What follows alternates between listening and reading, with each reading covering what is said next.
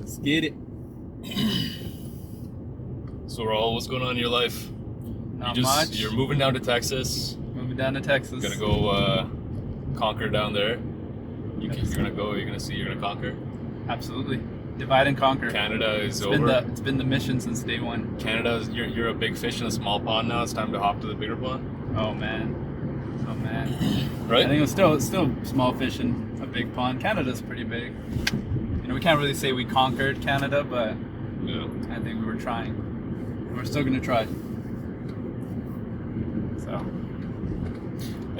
So I guess some of the guys are staying up here. Yeah.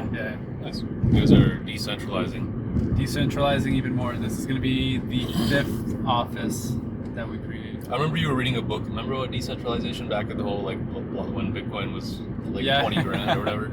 Yeah. Do you still think about that concept of decentralization a lot? Totally, yeah. Because it was the book was The Internet of Money, Oh, okay. and it was about Bitcoin and crypto. Yeah. And it was just talking about how decentralization is like the future, and that's what franchises are like. They're decentralized the business, gives other people a chance to step up and lead. So you create opportunities for people around you, right? So that business model's been around for a while. Yeah, but, it's just under different umbrella terms, right? Yeah, but I think even more than franchises are a little bit different. Like this is like you're creating hubs. You got like regional managers and stuff like that, and they can do their own recruiting. Like there's very little oversight. They just, results is kind of what they want. Right. Do you think you'll use? It's to be honest, it's very, very similar, right? Because like franchise success comes from systems, right? You put in systems in place, and literally you teach guys the system, and they run the exact same system every time, and it just works. It produces predictable results, right? When McDonald's opens up a franchise, it's not like, hey, you open up a franchise, here you go. Yeah. Dude, they teach them. They go to McDonald's University for a month, 2 months. They teach them the systems and how to implement the systems, and the success comes from that. So true, but again, decentralization. It's even better than that franchise model because it allows people underneath you to create like. It's the only difference is that it gives you creative freedom. Yeah. So most franchises limit your marketing, right? They don't want you to do something to tarnish the name, whereas a true decentralization will give you creative freedom to create your own ads, to create your own marketplace, and so it's like more risk averse, right? Yeah, and for those who are listening, this is in the context of sales teams, right? For a certain smart home company. Yeah, can't say the name. I don't know if we can, to be honest. I'll cut that out. This is part of decentralization. Is this the one that was on Fast Company? Yeah. Is this also based in the Western Hemisphere of the United States? Anyways, totally. yeah, for those who are listening, it's in the context of sales teams. You create another one off. Under you, Raul's the co-regional manager? Co-regional? Sub-regional is what they call it. Sub-regional. Sub-regional. You'll see him and our friend Faraz, who you might see later on this podcast. Oh, 100%. 100%. Yeah, so then you reached out to me the other day after you saw my blog, South Asian Strong. Yeah. Which is about kind of health, wellness, and the unique challenges South Asian people face. People who have any genetics from around the kind of Indian subcontinent, like in their journey towards health and a good physique. Most of the younger guys out there. And you reached out after you saw that, and you're like, you've been writing on Facebook for a while about kind of financial literacy, business. Right, just things that I'm passionate about, or things that caught my attention when I was young.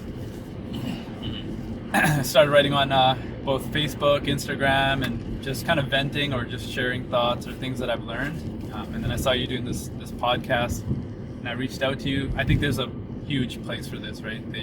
The South Asian community in Surrey and Delta really needs this. Yeah. And so I was like, let me jump in. And you're like, yeah, dude, let's do it.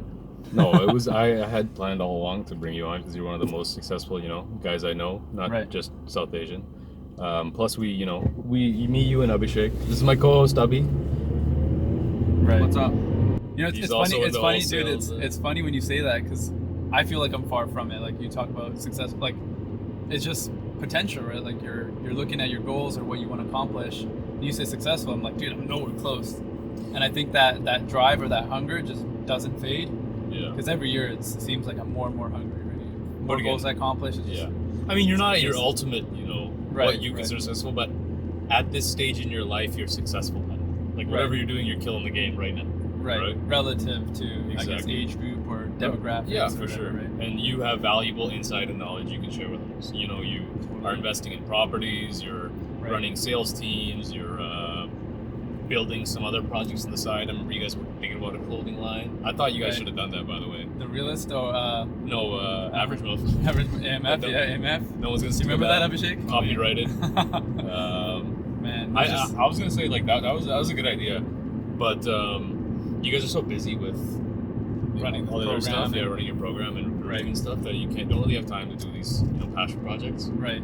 Your thing is We'll already get kind to a of point passion where project. that's the thing, right? Mhm. We'll get to a point where we're gonna have enough time, but the first 5 to 10 years is just grind it out, systems. I think the only way to start a passion project is if you're either well enough off that you can, Right. you have the time, or like you're broke enough that To you go that do you're like, it. fuck it, I'm just gonna do it. Because there's Right? both sides to it, right? Yeah, and I think those are the two ways that you kind of need to do it, Right. because it gives you that kind of go for broke kind of abundance mentality. Totally. Um, And the reason I went this way, where I worked and created some level, because it was just something I was looking for. Like I needed that financial stability yeah, early on, when I was young and stuff. And so needing that really early on made me go get that first, and that's why I'm chasing it later in life versus other people will chase that right from the get-go because it's not a thing for them. that's Yeah. true. Yeah. You were always hungry. Like Yeah. we went to university together. Okay, so that's how we all know each other. Right. Abhishek was friends with Rahul in high school. They went to the high school up the street from me. I didn't know them. But first day university or second day, let's say me, Rahul, and our friend Faraz, we all met. We had every single class together. Right. We Did I came- not meet you before that though? Never.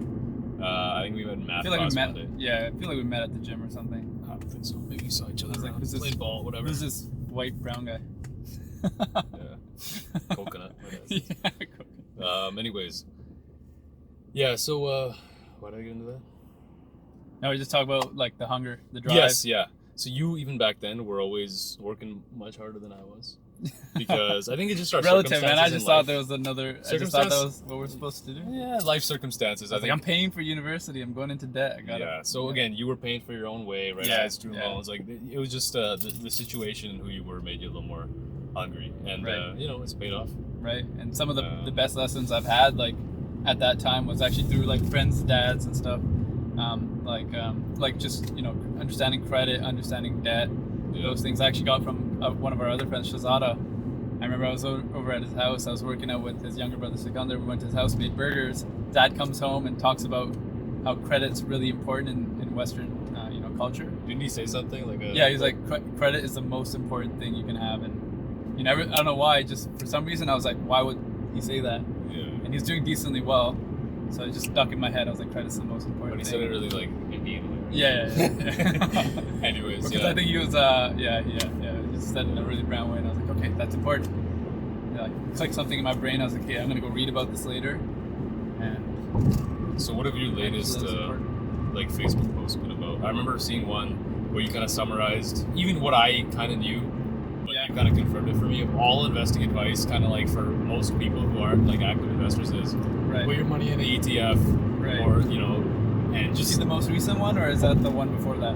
it was a short one. It was just Right. like every investing book ever like summarized here. Yeah. It was like there was actually a more recent one than that too. okay, put your money in an ETF and just sit back and like wait. Right. Yeah. Okay, so the most recent one was your first 0 to 40,000. You want to invest in yourself.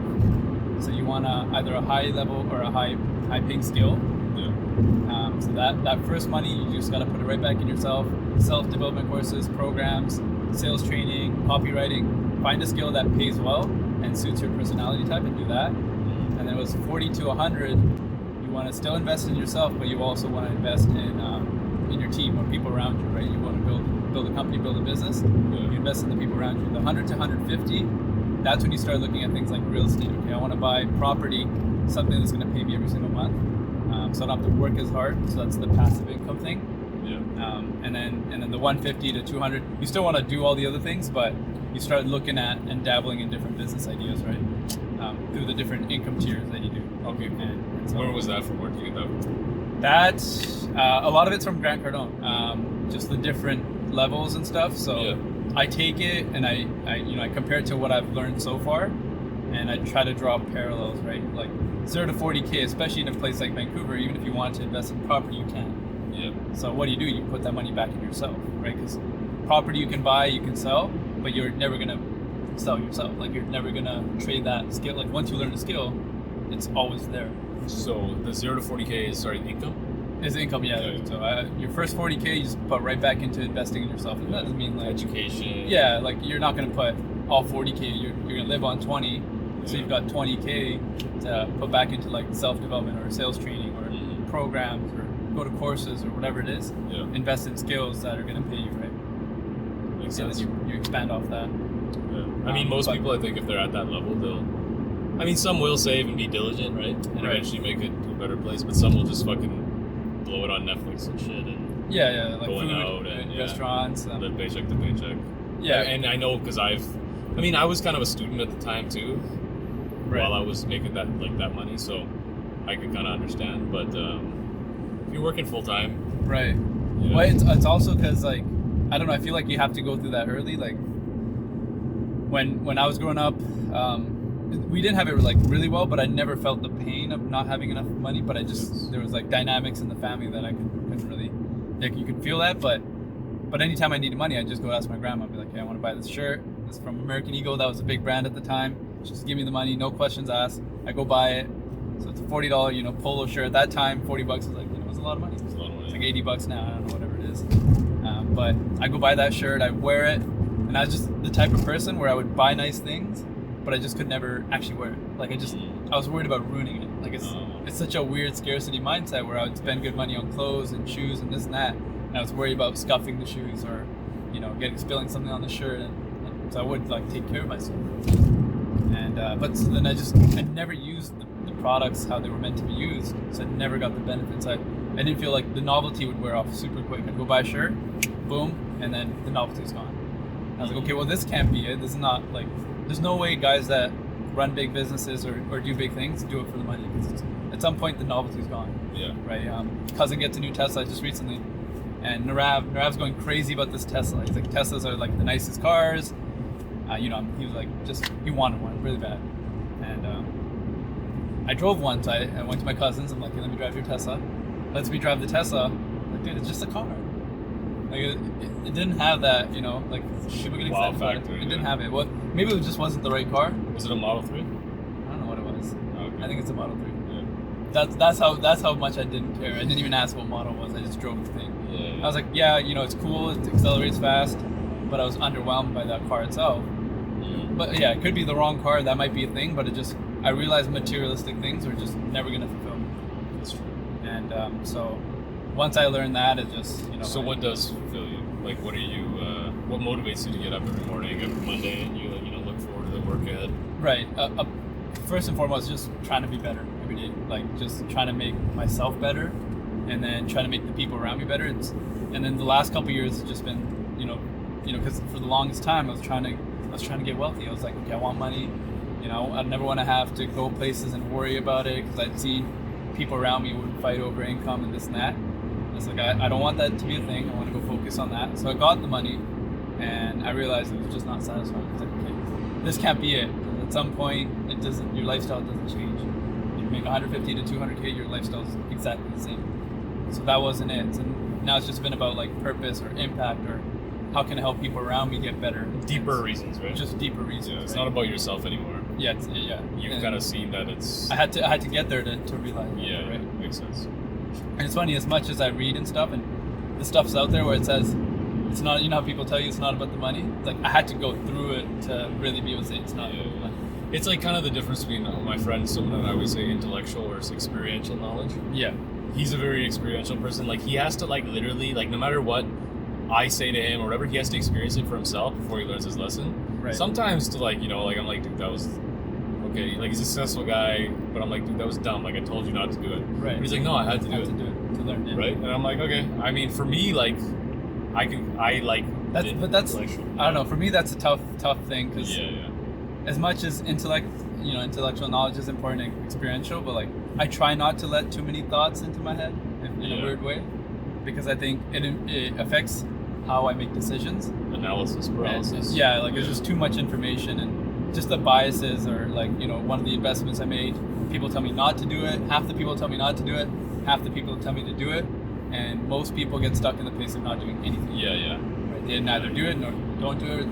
They're just there. It's kind of like real estate investing in Vancouver. Like I knew a lot of people who knew the house was going up or the market was going up, but they all thought it's not half the people. Oh, it's a bubble. It'll eventually crash. Right. So many people got rich as fuck. Right. Surrey, all Surrey, Brown, Punjabi developers, developers.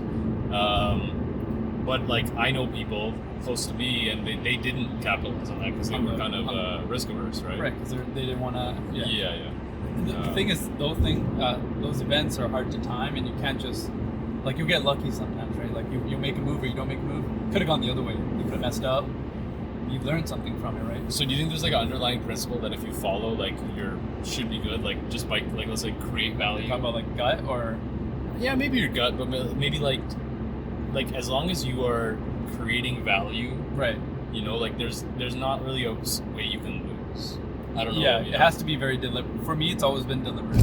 I think there are probably guys out there that have done it just accidentally and created value and just didn't know it. But for me, anytime it has to be a deliberate decision, right? If I go to school, when I was in classes at UBC, it wasn't I'm just gonna get good. I had to look, okay, I have to study this many hours a day, wake up early, review the notes this much. It was a conscious decision. I have to get good at this. Yeah. And that was the same way in business and sales and investing, financial literacy was I made a decision. I have to understand this to help myself and help the people around me. Because if I don't understand it, because everyone's looking for someone to help them, right? Yeah. And that's just how it is. You see it's very apparent, people are waiting for someone to help them. Yeah, absolutely. No one helps you. You gotta either seek it or ask around for it. Yeah. And so I took it on myself. I'm gonna understand this stuff really well, so that when it comes up, I know what I'm doing, or I have some sort of knowledge to back up. You're a resource, yeah. Yeah. I've been there, done that. Right.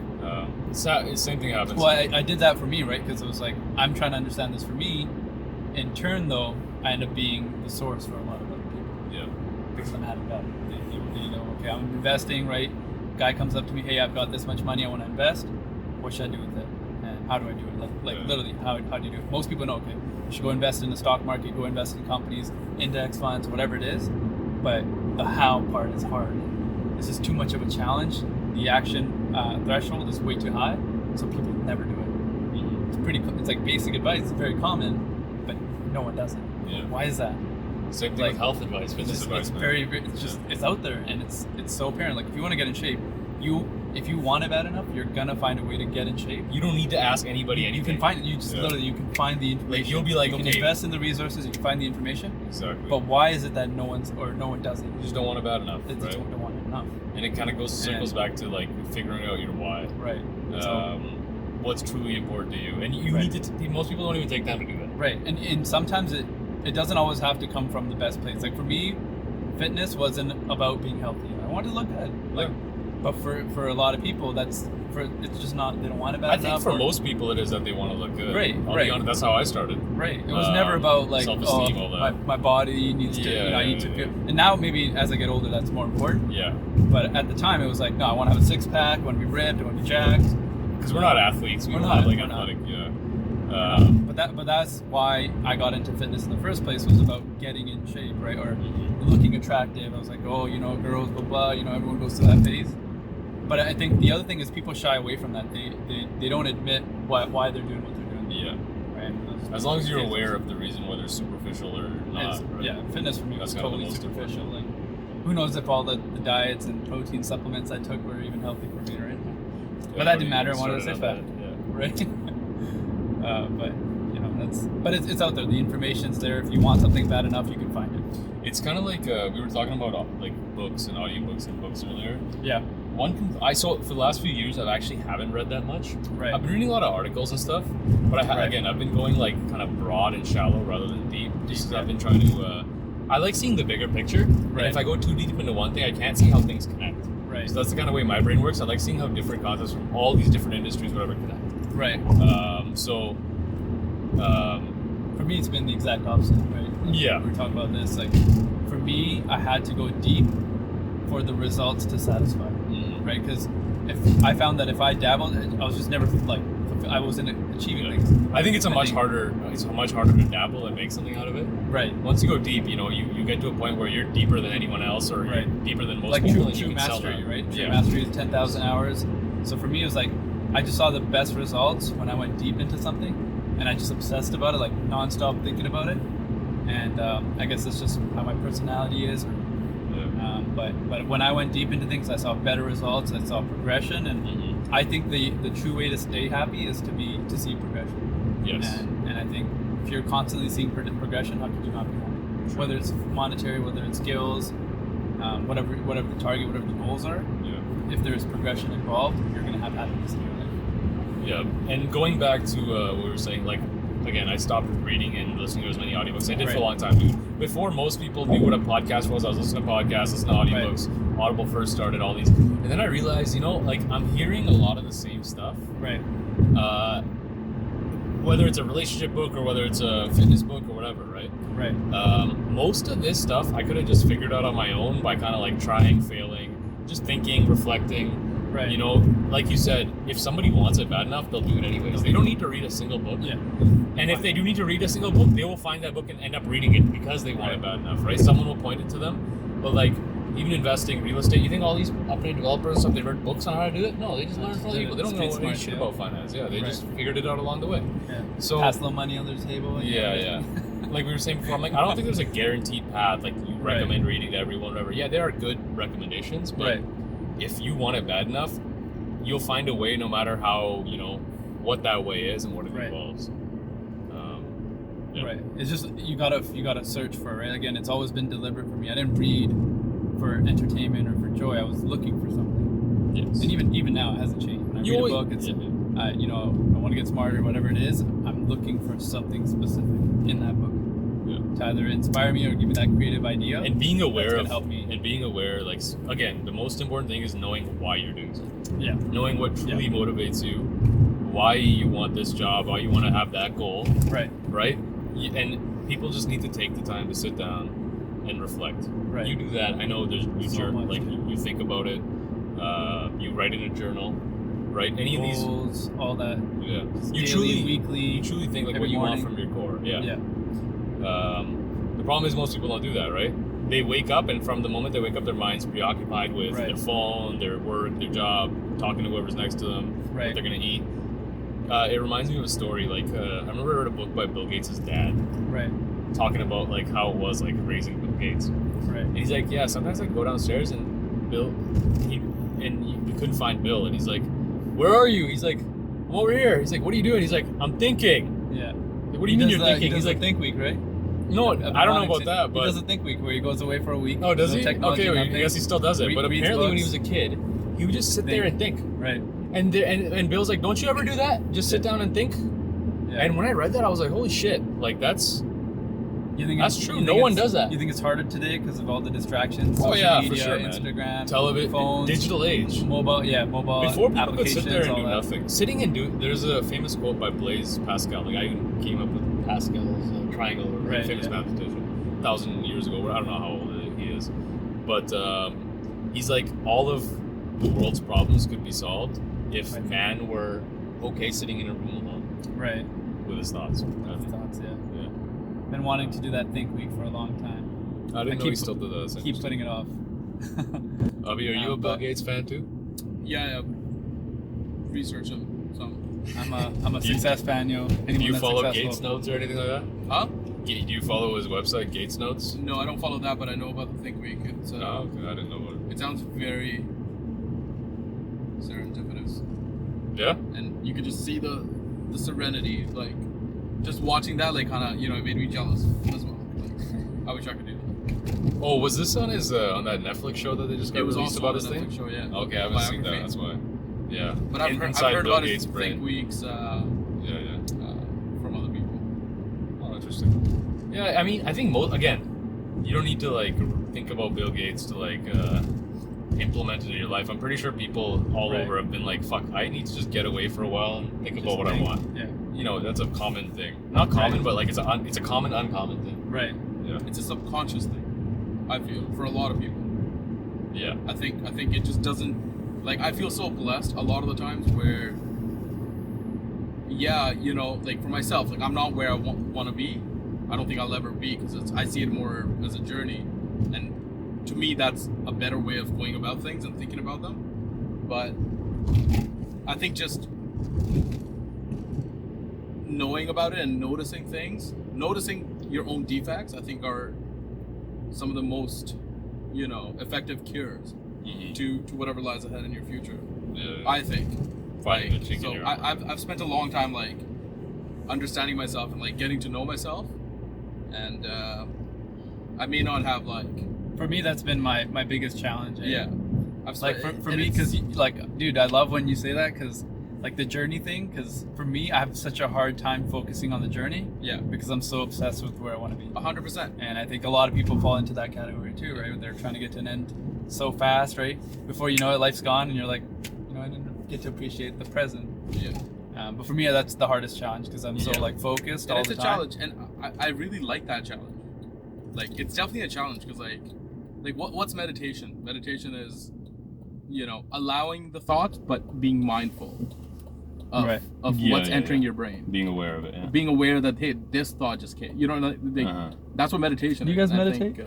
I do. I tried, man. It's the hardest thing for me. I don't do it. I tried It's for a very bit. hard for me. Oh, you know what? I feel bad every time I think about you meditating, because I remember I was trying to get you into it. Yeah, dude. And then you were getting into it, and then I fucking would call you at the yeah, exact I time you're remember. meditating and interrupt it. Yeah. And if I think sometimes, like, fuck, if I hadn't called him that time, he might have like built a habit, and he would have been a different, like, headspace thing. a different person. Yeah. Yeah. It's just, I don't know. So for me, again, it's always been with end in mind, right? Like, it just goes back to like some of the ways I set goals, or it has to be deliberate. I didn't know why I was meditating. That's why I couldn't do it. Yes. That's why I didn't make it a habit, because I just didn't know why. I was like, why am I even doing this? I'm not. Because doesn't you help me always, cope you with always the talk stress. about leveling up. Yeah. Meditation literally levels you up. In my think so? I don't experience, know. it makes you smarter, calmer, happier. If you do it again with the right intentions, like Right. if you just want to like be better for a selfish reason, Right. like not truly like for like to achieve your ultimate goal. If you just want to be like, oh yeah, so I can go get this girl or whatever, so I just want Right. to be it better. It probably won't do it. Yeah. But if you It's have not like enough of a a driving force. yeah, you gotta go. Yeah, I gotta. Wrapping up. Yeah. So What were we talking wrapping up. about before we about to wrap it up? Meditation. Meditation. Why you Yeah, were yeah, doing yeah, it. yeah. So I yeah. just couldn't get into it. I don't know. I just didn't see how it would help me. But I don't know. Maybe that's just my ignorance, right? Just haven't given Again, it a I fair think shot. you said it to me multiple times. You got to find your why. When I was Yeah. working with you guys, and I wasn't the most like I would have periods of motivation for brief things, and I wouldn't like care. Right. The biggest thing was I didn't have a why either, because money wasn't, and I didn't know, because this is what the thing I'm doing now, Right. like dispensing that knowledge. I could have done without any money, Right. right? I just needed to fucking sit down and do it. Right. So me going there and making this money, it was all for superficial reasons that I told myself. Right, Right. Get a house, start family, blah blah blah. Right. Those are things I want, but like it wasn't the most immediate want. Right. The most immediate want was working on these projects that I am now. Right. Right. It's So just I think it fulfilling is- your purpose. That's what it exactly. was. That's important, right? That's Mm. super, super important. Yeah. I think the biggest takeaway from this conversation is knowing yourself, Right. figuring out what your purpose is, especially when you're, I think, more a young man or Right. older man. In that book we were talking about, The Way of the Spirit Man, he said Yeah. a man's purpose must come before anything else outside of his relationship. Right. Because Very it will, true. once he can fulfill that, everything else will be even more fulfilled. Totally agree Right. with it. And other people with a masculine essence or a masculine phase of their life, and by masculine Right. I mean like they're out there trying to Right. fucking make their mark. I think it's Right. pretty, like, for me, it's been really obvious. Like, I look back at some of the relationships that didn't work out and stuff.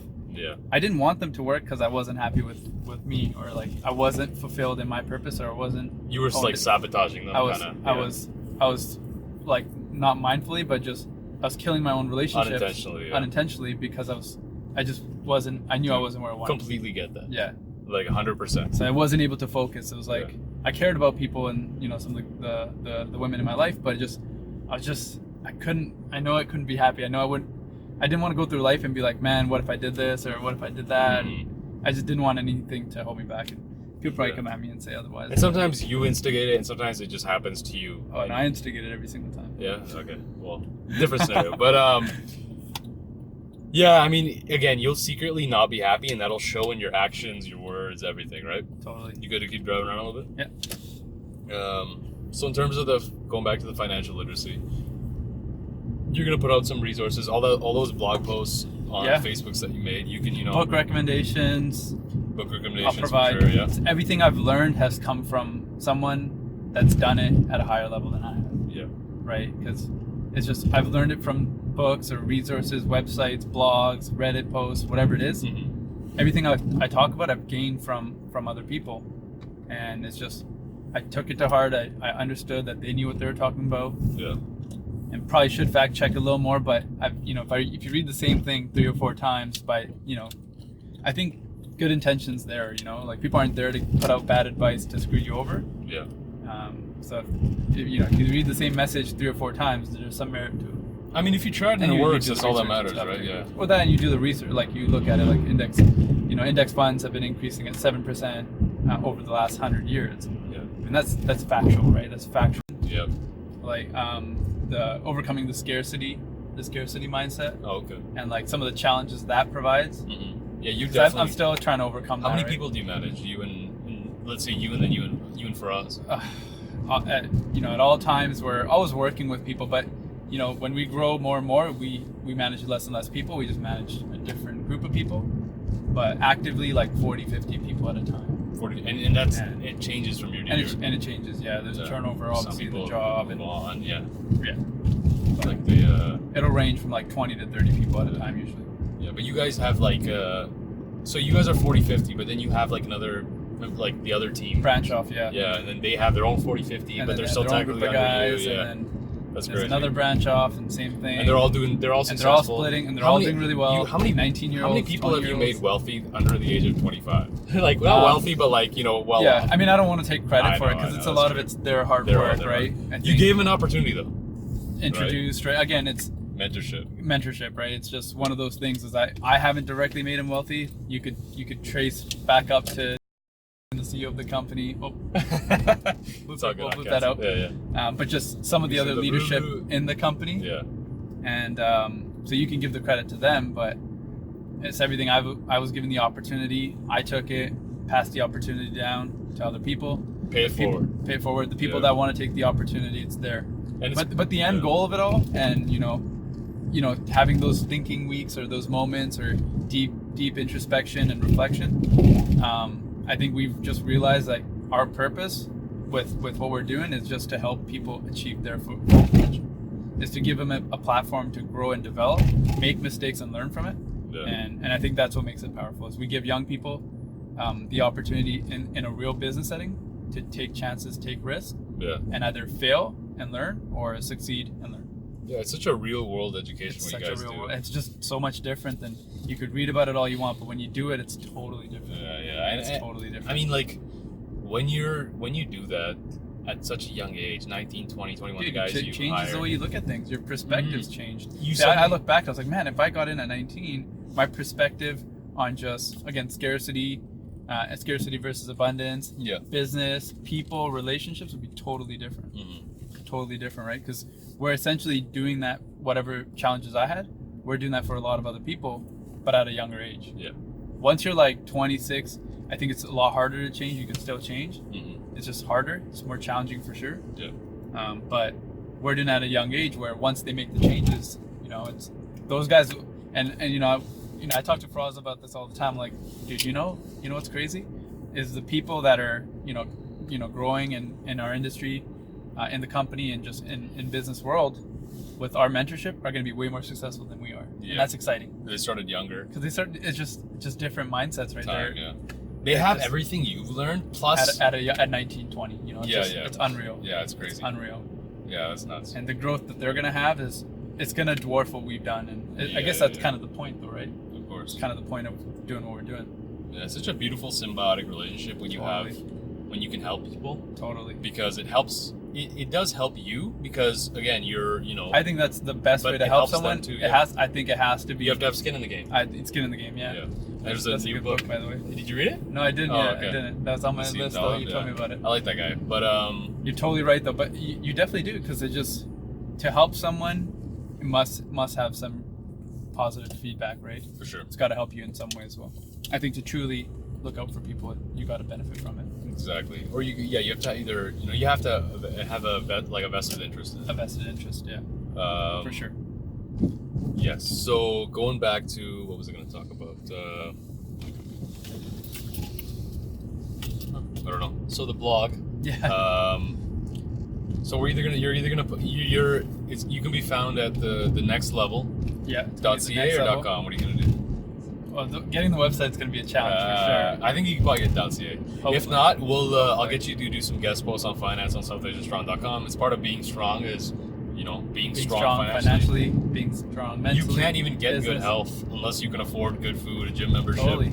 I would say actually they're for both. most people. They're definitely like they're super important, right? Mm-hmm. Being in good shape, and like that was always the thing. Like, I worked out in the mornings, went to work, and focus. And I think if you're physically in good shape, you can mentally focus better and stuff. So they're definitely actually related. Yeah. So let's touch on that. So another reason I brought you on was because one of the things we bonded over when we first met was our love of not our love, but our passion for the gym. Yeah. We were both back when we were 18, 19, working out a lot. Right. Taking protein, creatine, whatever back then. When supplements were still kind of like starting, like pre-workouts were new. Everything, bro. Everything. Except steroids. We don't do that shit. Hey, it's funny. Once remember I used to go across to Blaine to grab orders from bodybuilding.com. Took you with me once with your Afghanistan passport. That's another story. Oh man, that was funny. Shit.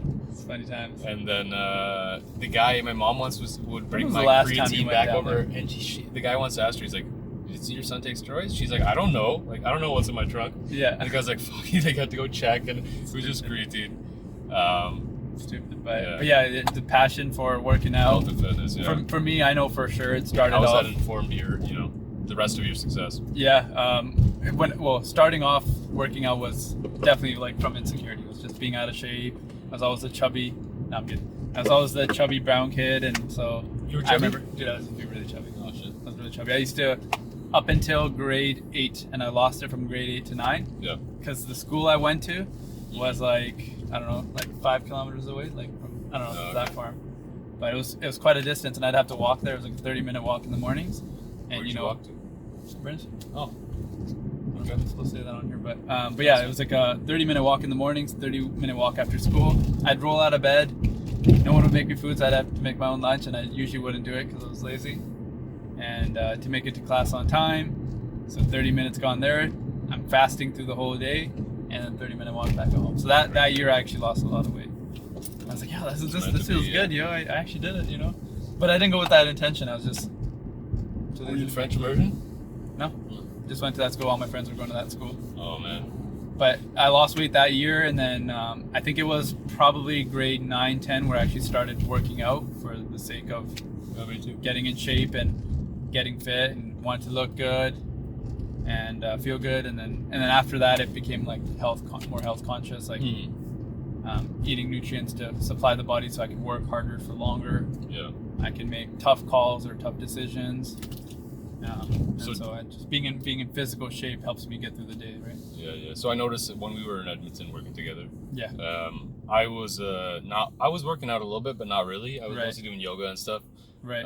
But you had a gym habit. You still do every morning. Every morning. Yeah. So oftentimes I remember. Is that like your keystone habit, as they call it, like kind of the one that lets everything else fall into place for the rest of the day, or?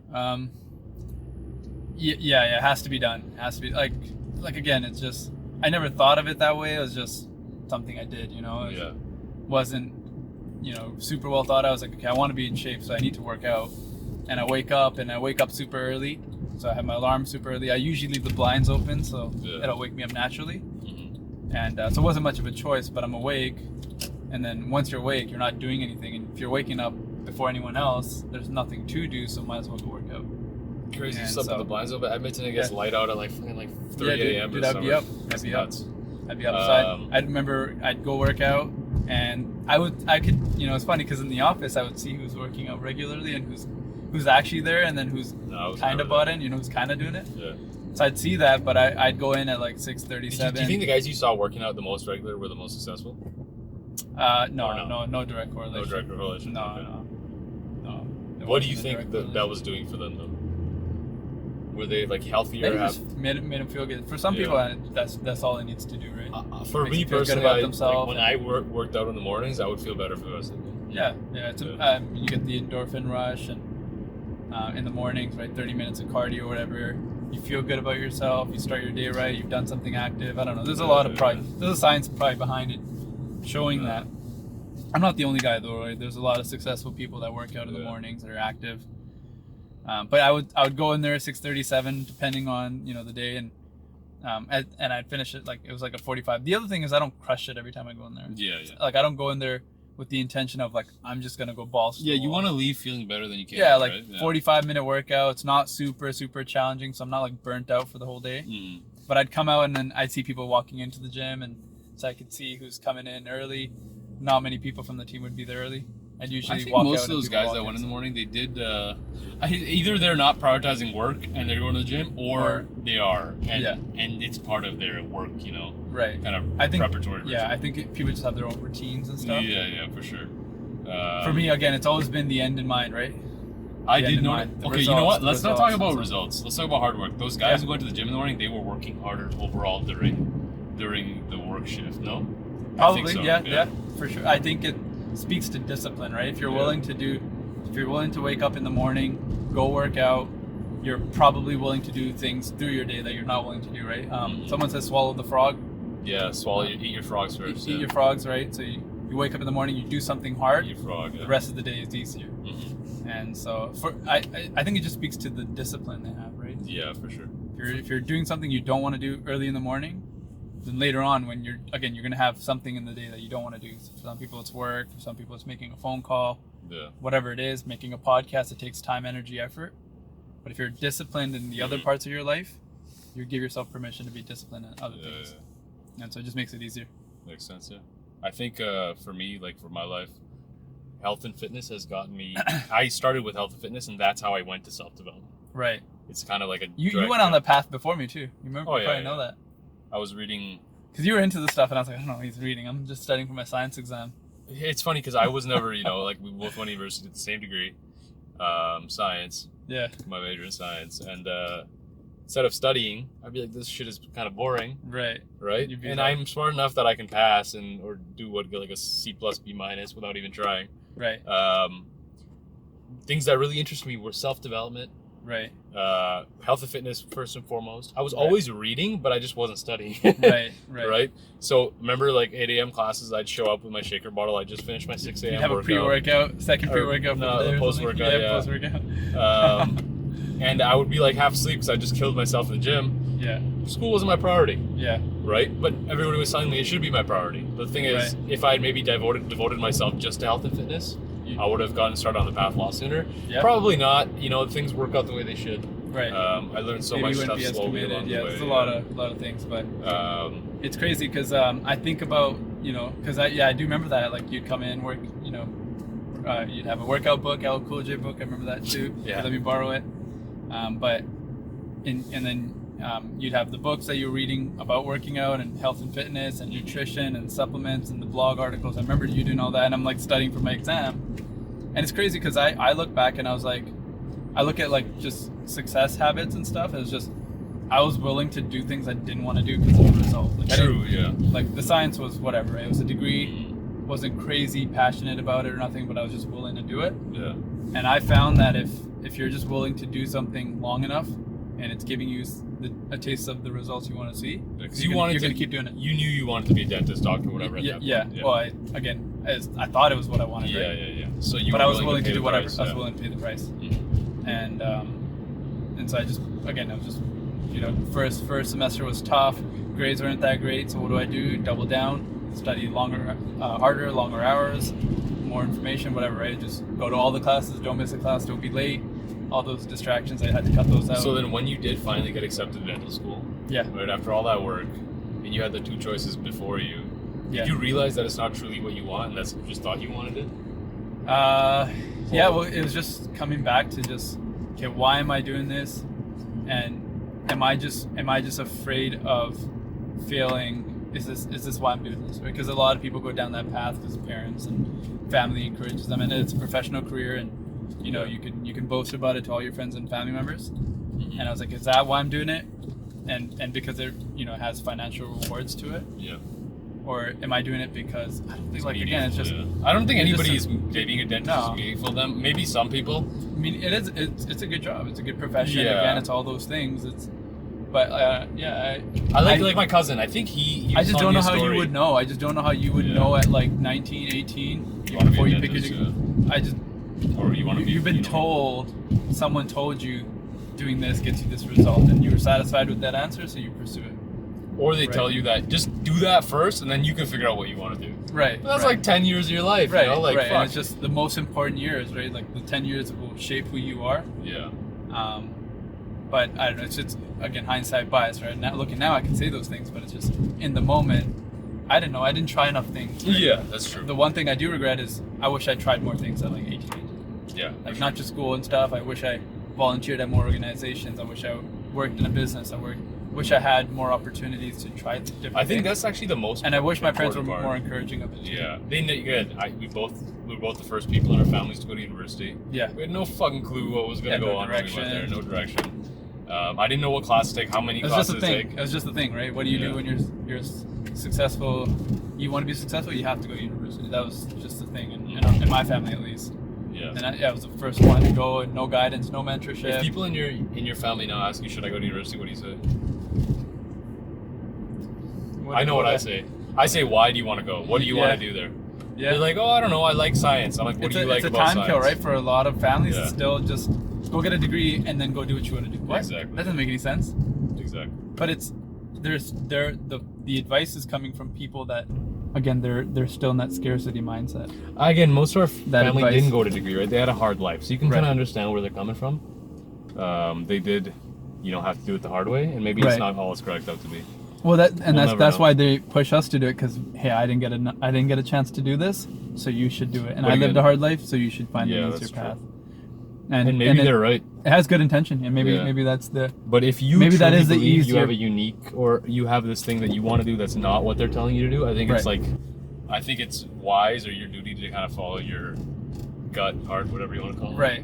Or at least But I try just to I in just some way. imagine all the people that are so capable, but they're settling for being a doctor.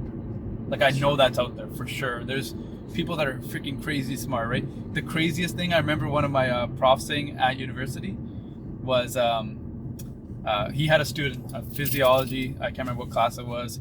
He's like, I had the smartest, the brightest student, and he settled by being a doctor. No, he could have been a brilliant researcher or something. He could have changed the world. He could have came out with something or whatever, right? Like I don't. But he can't wanted that predict prestige, yeah. but he just wanted that. Again, he was satisfied. The money, yeah. The bar was too low for the guy, That's crazy. right? I don't know if it was a money thing, but it was, again, doctor, right? You've been conditioned to want to be doctors, and that was the thing. He'd been conditioned so hard, so he had the opportunity. Okay, I can be a doctor, right? The prof was like, he settled for being a doctor. Like that's a profession we look at. Like, oh my God, he's a doctor. Prof's like, no, he settled. He could have done wonderful things. I And that's a completely problem. understand. And that's while I was doing my degree. Like, well, why are these two things like that? Again, it's just the abundance mindset. What's the priority here, right? What's the priority for that person? Are you good with being a doctor, or can you change the world? No. True. You want to help, a couple 100,000 people, or do you want to help millions of people, right? Those are questions we never ask ourselves, right? Or truly just fulfill yourself. And fulfillment, and I think purpose, impact. I don't know. The reason why a lot of people are unhappy is because they're not getting it, right? They're not getting it in the environments they work in, so they're always looking for it. But you look back, and it's just, again, we were never told to set the bar that high. Yeah. We're told to be doctors. Like again, that's setting a bar pretty high, but it's not setting it really high. That's true. It's never like go change the world. Guy entrepreneur Naveen Jain has a son at 18 years old, wants to start a business. Dad's like, I don't want you making money at 18, right? So that's the abundance mindset. We got enough money. Don't focus on the money. I want you to impact lives. He starts a company. I can't remember what it's called, but it was a convention for entrepreneurship where he would connect with different people around the world. So people would start a business to give advice. Again, so non-profit, so I wouldn't make any money. Like a startup incubator type. Startup, turns 19, converts it into a business, right? Again, makes money. That's important. It's a resource. It's a tool, but it's impacting lives. Helps probably millions of people, right? Helps people, other entrepreneurs with great ideas that need help. He helps them implement those ideas, right? It's just going back to going back to that, right? His dad told him to aim higher, right? Set a goal, aim higher. Right? Yeah. In our company, one of the leaders talks about how his daughter was trying to put, give laptops to a bunch of students in a classroom, 30 students in the classroom. Dad, I need to fundraise 30 grand, and he's like, okay, well, that might solve the problem for a little bit, but there's still 100 and some odd people that don't have, or 200 people that don't have a laptop. He's like, well, just set your goal higher. He's like, if you go raise half, say, how much does it cost to put a laptop in everyone's hand, in everyone in the school? It's like 300,000. He's like, if you go half that, I'll pay the other half. Again, he's telling her to expand her goals from, 30,000 for 30 laptops to 300,000 for 300,000. It's just changing the way they're thinking, right? Because we don't know what we're capable of when we're young. We don't putting know limits on yourself. What we put, our limits are not self-imposed; they're imposed from people around us. Yeah. And what we hear and what we see, right? And it's a parent's kind of. And it's a parent. So like doctor, like okay, that's a great goal because it's again prestige. It's a sure goal, right? So. But like in that parenting example, that was a great example because the parents like a job should be to push your kids as much as like healthy as possible as much as possible, right? Right. See what their limits truly are. Totally. Right? And you look at you look at boxers. Not put your own limits on. If you look at the most successful people, boxers and coaches, like they've had mentors or coaches that push them beyond what they think they're capable of. Right. You look back at like Floyd Mayweather, right? They go from a point of like, okay, I could do something here. They need a strong coach that can push them hard enough to think bigger, and then they start to believe I am the best ever. Yeah. And then that's when they do amazing things, right? And so, but that's the role of a parent is to help you expand your thinking. But how could you do that if you're thinking small, right? Yeah, and I think that's how our parents, like immigrant families, moved to Canada, came from like total scarcity, save every penny, save every dollar. Yeah, for sure. How are they supposed to help you expand your mindset? Exactly. So if anything, they just reach out what they can see. Yes. Being a doctor was the thing they could see. And that's kind of the goal of this entire episode and just kind of podcast in general, which is break away from cultural societal norms, realize that your parents do have good intentions, most of the time, but there is like a whole nother world out there. We both know a bunch of people who are very successful who broke out of that culture norm. Lots. Like Faraz, he could have been a doctor too. He said, screw that, and he just screw it.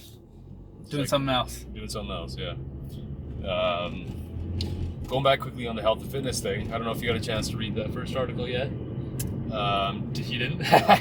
But you know what it's about. I will. It's all good. Tonight. You know what it's about. Do you think you found something similar in your journey? Like you were never able to fully get down to that and kind of goal, your fitness goal, because of the genetics? And when I did, it was like extreme, just low carb.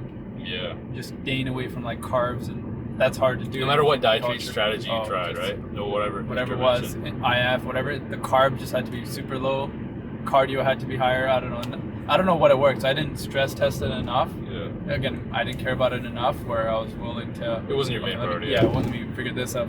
But for anyone else, in any other scenario, from any other ethnicity, they would have been at their goal. Yeah. Right. Yeah. Fitness Totally. goals, health goals. I always thought that. I was like, man, there has to be a genetic difference. I just didn't want to make excuses, right? Exactly. Yeah. I don't want to be like, oh, he's in shape because he's black or whatever, right? Because like pretty jacked at the time.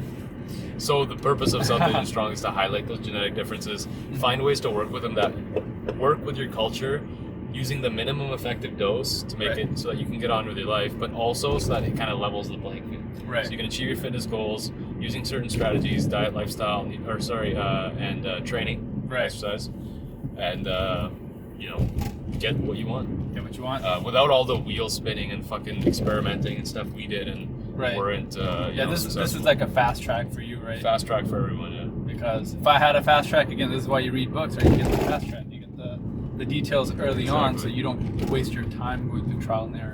And there's nothing like that out there right now, which is why I started my team. Yeah. So yeah, you're in the financial space. I'm looking forward to hearing what you have next. I'll definitely get you to do a guest post on my site when it's a little bit more, up and running, established, and we start covering other topics. We'll definitely do another podcast again. Look out for the next level or whatever you end up naming it. I'll definitely just we'll keep it flexible. Keep it flexible. If you guys have good names, let me know. Yeah. Might put it under the South Asian umbrella and do it. Let's do it. Yeah, well, thank you for being on. Thanks for having me, bro. Appreciate it. Yeah, I appreciate it too. Good seeing you. Likewise. Take care. Have fun in Texas. Will do.